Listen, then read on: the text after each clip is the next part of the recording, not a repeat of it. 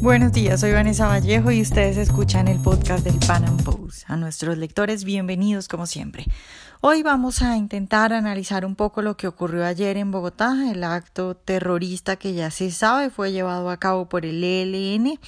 Intentaremos aclarar puntos fundamentales como qué buscaban con ese hecho, poniendo una bomba en particular en esa escuela de cadetes, por qué ocurrió, qué tanto falló la seguridad y la inteligencia, y bueno, también estaremos analizando la reacción que hasta ahora ha tenido el gobierno. Nuestro invitado es Carlos Augusto Chacón, director ejecutivo del Centro de Estudios Libertad y Paz, magíster en Seguridad y Defensa Nacional y magíster también en Estudios Políticos e Internacionales. Carlos, buenos días y gracias por estar hoy con nosotros. Vanessa, buenos días y muchas gracias a ti. Carlos, pues ayer vivimos un atentado terrorista acá en Bogotá, en Colombia, de las cosas tal vez más fuertes y más difíciles en materia de atentados en los últimos años.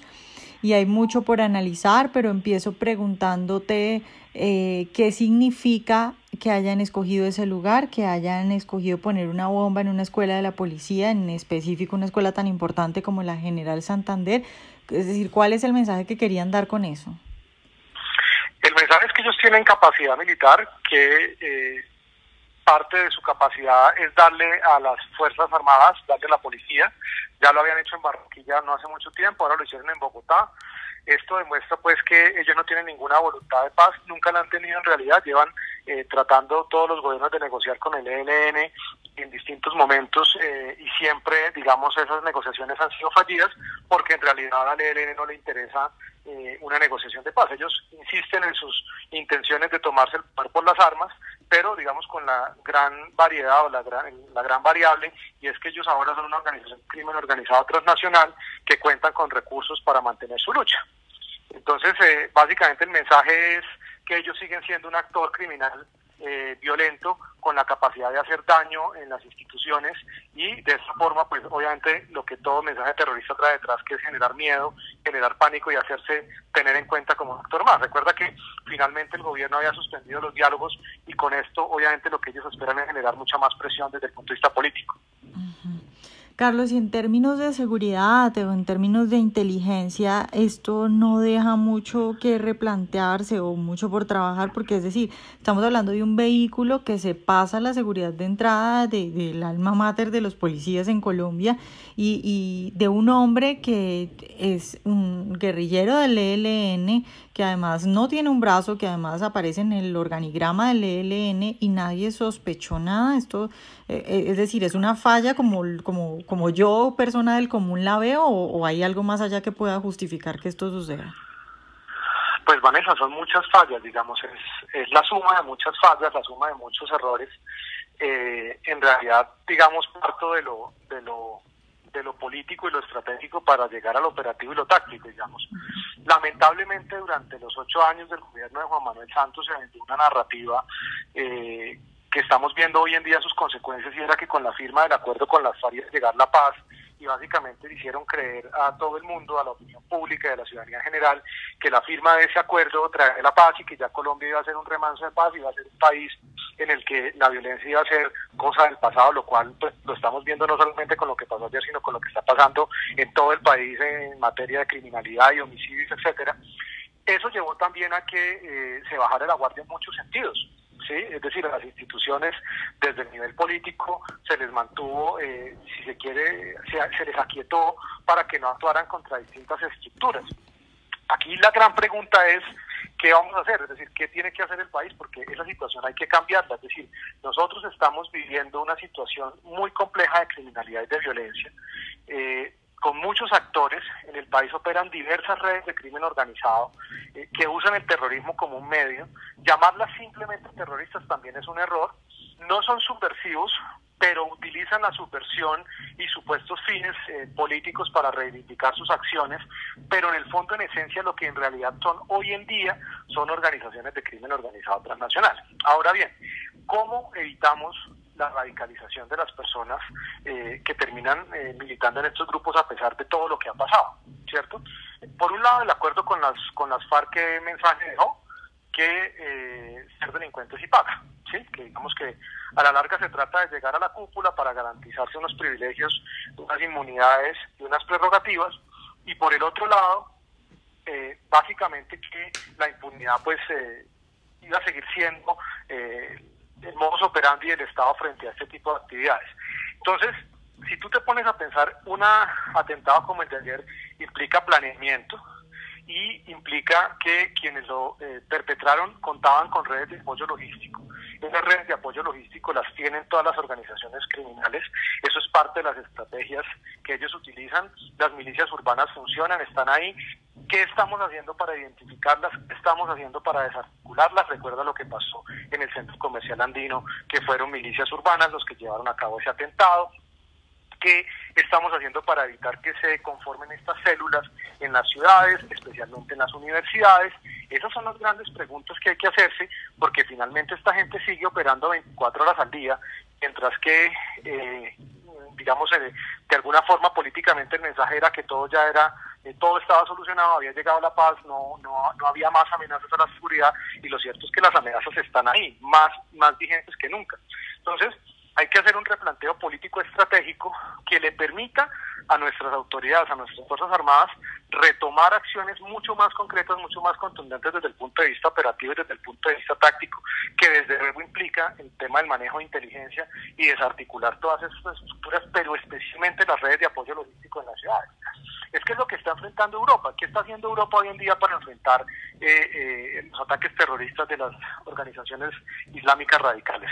Evitar la radicalización, hacerle seguimiento a los que se han radicalizado. En Colombia eso no pasa, Vanessa, porque aquí seguramente los buenistas y la progresiva van a salir a decir que se están persiguiendo a muchachos que simplemente interactúan con las cuentas del ELN o con los promotores de la violencia de estas organizaciones subversivas, y no van a permitir que la justicia actúe. Y ese es el último elemento y tal vez el más importante, Vanessa, y es que en esencia, en gran parte, el mayor problema de seguridad y el mayor desafío de seguridad en Colombia pasa por fortalecer la justicia. Sí, o sea, nosotros tenemos unos índices de impunidad bastante altos. La Fiscalía logró establecer aproximadamente el 30% de los homicidios del último año. O sea, aproximadamente el 30%. Eso es demasiado bajo. Hay unos altos índices de impunidad. Y eso permite, entre otras cosas, pues que estas organizaciones se adapten, se ajusten, recluten nuevas personas, lleven a cabo nuevos atentados. Esto lo vamos a seguir viendo, y esto con el paso del tiempo se va a recrudecer nuevamente. Uh-huh. Carlos, voy a insistir en eso porque es que, bueno, a mí personalmente me tiene muy preocupada, digamos, muy angustiada el panorama de seguridad, sobre todo en la capital, pues que ya es muy exagerado que uno diga que en la capital pase esto.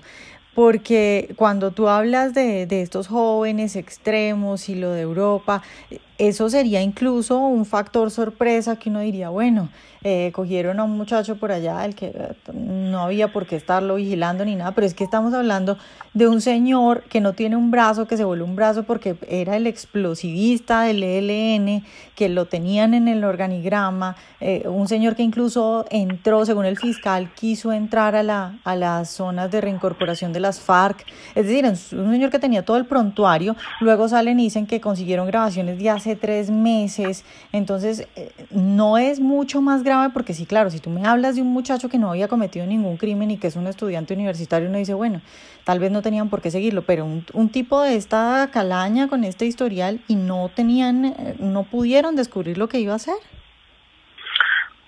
Es bastante difícil, digamos, no es tan fácil prever un ataque terrorista, no es algo que simplemente con hacer seguimiento a una persona. Por eso te insisto, estos ataques son coordinados, estos ataques requieren apoyo logístico, desde el que está analizando la seguridad del lugar donde van a cometer el atentado, el que consigue los explosivos, el que lo va a perpetrar, etcétera. Claro, este atentado deja muchas preguntas y habrá que responderlas más adelante. Lo cierto es que sí tienes razón en esa preocupación, y es una preocupación que es válida, porque si era una persona que ya está plenamente identificada, ¿por qué no previeron este atentado? ¿Sí? Esa es tu gran pregunta. Mi respuesta a eso es porque es muy difícil en muchos casos tener la certeza de lo que están haciendo. Es que planear un atentado terrorista de esta naturaleza lleva meses de planeación, pero digamos necesariamente la persona no está involucrada en cada uno de los aspectos de la planeación, ¿me entiendes? Es decir, sabían que andaba en algo. Saber que anda en algo pueden ser mil cosas. Y muchas veces la inteligencia, pues lo que hace es hacer seguimiento para tratar de establecer planes o cosas mucho más grandes, y eventualmente no tuvieron en cuenta esto. Indudablemente, digamos, nosotros tenemos unas fallas de inteligencia muy grandes. Haber desmontado el DAS, digamos, sin pretender justificar las actuaciones que tuvieron por fuera de la ley, pero haber desarticulado la central de inteligencia fue un error. Colombia necesita una central de inteligencia mucho más fuerte, con una tecnología de punta, hacer análisis de Big Data, etcétera. Todos los temas, digamos, que están llevando al mundo entero a replantearse las comunidades de inteligencia. Nosotros no tenemos una comunidad de inteligencia muy fuerte, precisamente porque desafortunadamente aquí lo político ha primado sobre lo estratégico, en términos del momento, de la opinión en su momento, y necesitamos fortalecer una comunidad de inteligencia, necesitamos trabajar para desarticular todas estas redes y para esos sujetos, pues identificarlos y hacerles un seguimiento mucho más permanente. Uh-huh. Carlos, ¿y cómo analizas la respuesta del gobierno y lo que ha dicho hasta ahora el presidente Iván Duque respecto a lo que sucedió y a lo que viene? Pues lo que pasa es que el gobierno, digamos, ha salido con una respuesta que es como la institucional, ¿sí? Efectivamente, el país necesita un liderazgo mucho más contundente frente a este tema de la paz, frente a este tema de la seguridad y el tema de la defensa, porque una de las cosas, Vanessa, es que desafortunadamente a veces parece que se nos olvida que estas organizaciones funcionan en red, hacen parte de otras o interactúan con otras estructuras, etcétera. Lo del ELN es muy grave. Y me parece muy bien que el gobierno diga que no va a negociar y no va a continuar negociando con el ELN. Digamos, la respuesta fue políticamente correcta, si quieres una precisión sobre el tema. Fue políticamente correcta, pero indudablemente transitar por lo que estamos transitando es muy complicado. No es una justificación al gobierno, pero de alguna forma tratar de recomponer los 8 años del gobierno anterior y tratar de definir una hoja de ruta en materia de seguridad y defensa para recuperar la estabilidad del país es muy complejo y no se logra en unos pocos meses.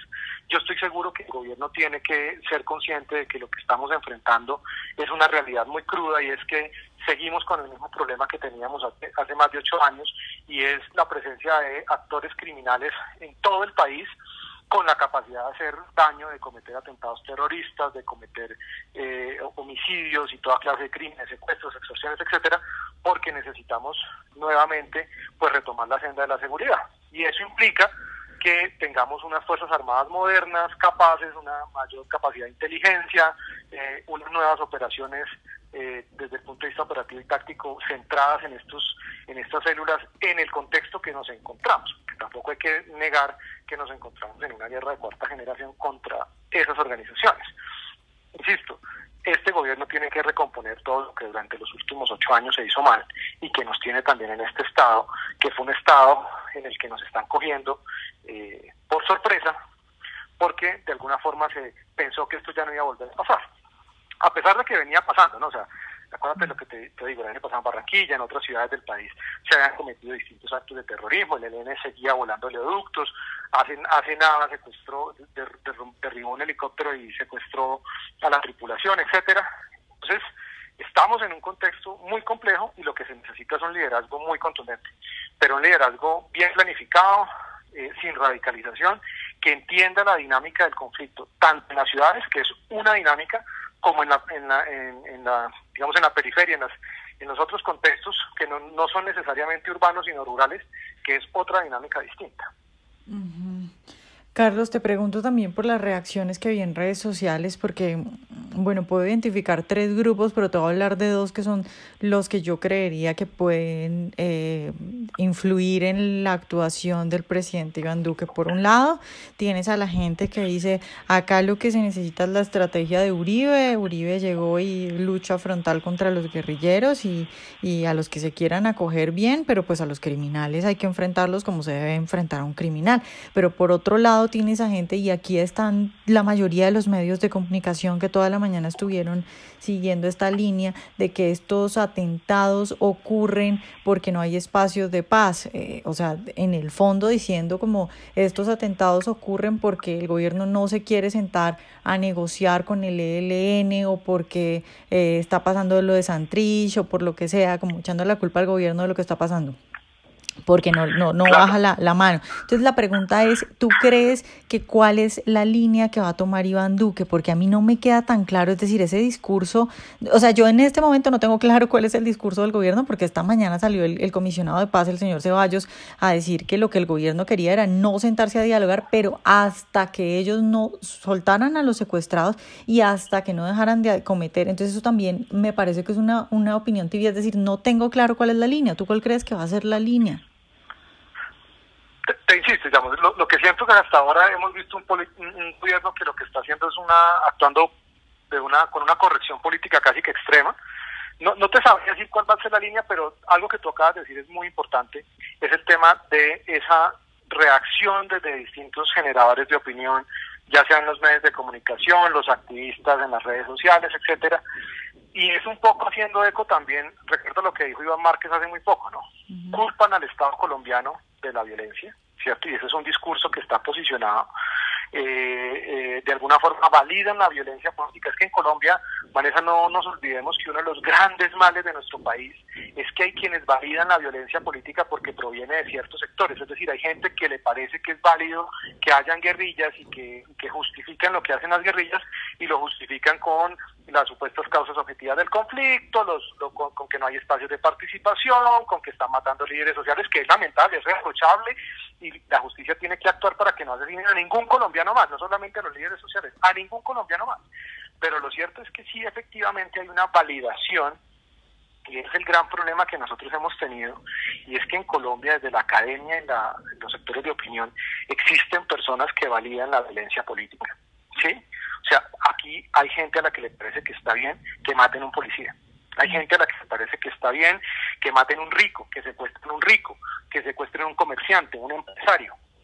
Ese discurso que tú me estás diciendo es lo más triste, pero además lo más peligroso, porque es esa pasión que generan esas corrientes de opinión que lo que hacen es crear unas narrativas para decir lo que pasa es culpa del Estado. Pero paremos un momento ahí. ¿Qué es el Estado?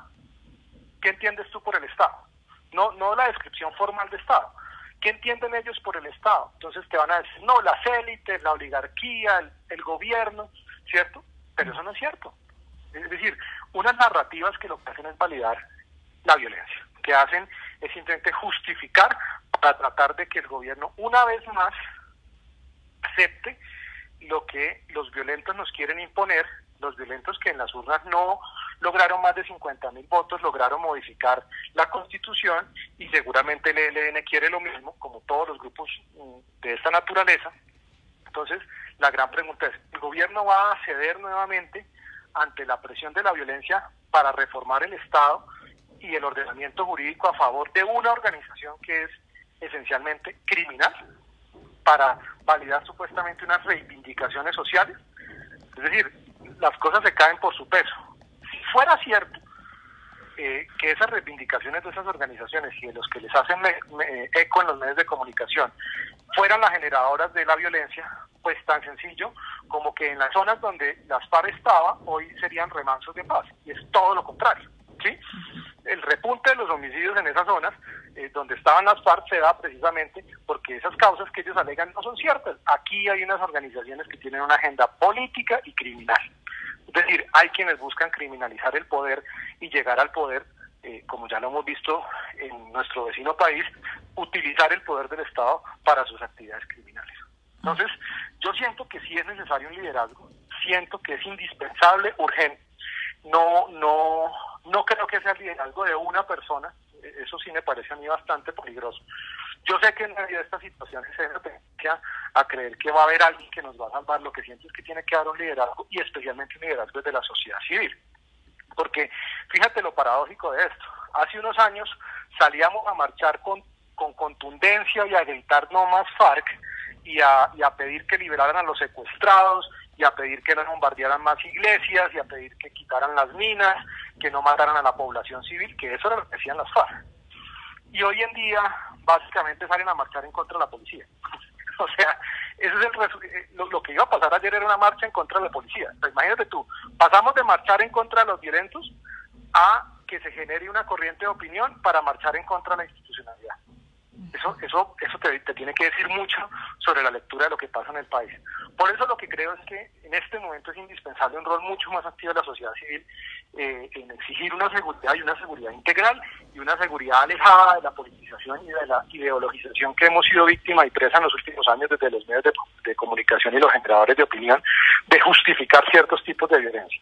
Aquí ninguna violencia en Colombia está justificada, menos donde hay unos escenarios institucionales que no son perfectos, pero funcionan. Sí, aquí cualquiera puede inscribir un partido político, tiene que cumplir con unas condiciones que son elevadas, que son difíciles, sí, pero esa es la realidad y eso se llama vivir en un estado de derecho. Lo otro es un entorno institucional adecuado es para que ciertos grupos de poder puedan acceder a ese poder y utilizar el poder a lo que a ellos se les venga en gana. Bueno, Carlos, pues muchas gracias por estar hoy con nosotros. No, Vanessa, a ti muchísimas gracias. Yo sé que es un poco extensa mi explicación, pero en realidad esto es un tema muy complejo y esperamos que efectivamente en los próximos meses este gobierno asuma una posición mucho más contundente en términos de lo que va a hacer y nos deje ver al país qué es lo que va a hacer en materia de seguridad, porque sí es indispensable, es urgente, lo que está pasando es muy grave, es muy triste y no solamente va a afectar al país en términos de seguridad, sino también en términos económicos, políticos y sociales, especialmente de cara a las elecciones que se vienen este año. Ojalá hayan disfrutado nuestra entrevista de hoy. Recuerden seguirnos en nuestro canal de YouTube y en nuestras redes sociales y nos vemos en un próximo Pan Am Podcast.